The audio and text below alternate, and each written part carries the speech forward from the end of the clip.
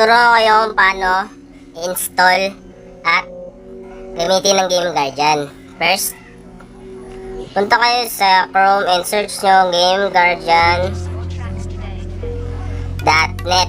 Yan, nandiyan na kasi agad sa akin.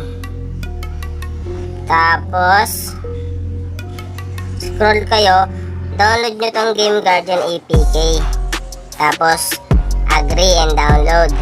Tapos, itong nasa unahan, itong 19 MB.69, download nyo. Ayan, itong baba, link down siya. Download nyo na agad. Yan.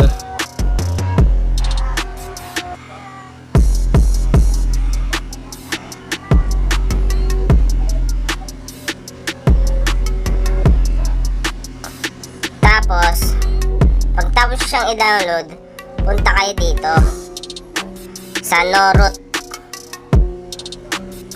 Tapos punta sa no-root, itong number 1. You put an application of virtual space. Yan.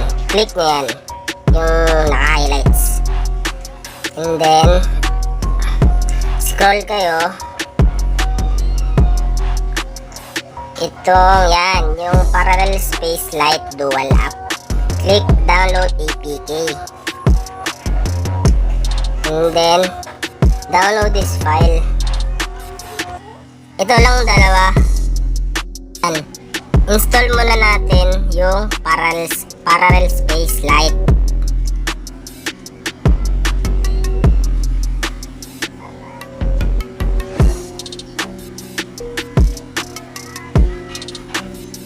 Done. Pati itong 64-bit install natin. Done. Tapos install natin yung Game Guardian. Install.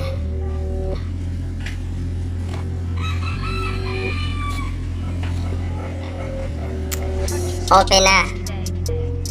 Continue lang. Okay. Tapos wala kayong pipiliin sa 32-bit or 64-bit. Dito tayo sa default. Yan. Antayin nyo lang to. Huwag nyo i-skip to.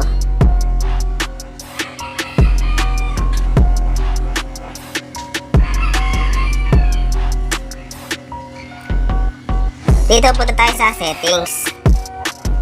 Tapos allow. Yan.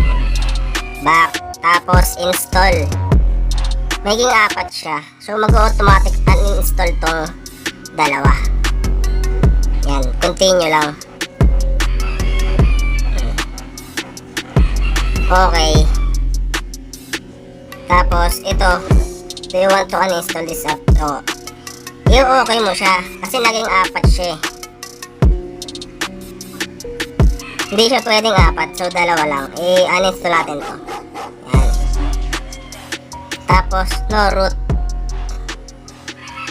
Okay. Yan, tapos na yun.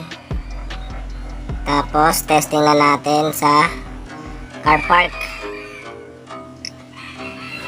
Open natin Parallel Space. Continue. Allow lang ito lahat.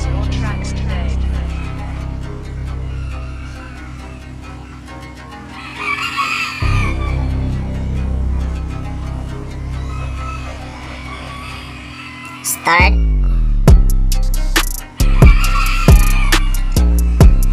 Add natin yung Chrome. Kahit ano na lang, basta isa lang. Yan. Tapos, accept. Saka natin i-add yung GG tsaka yung car park. Yan.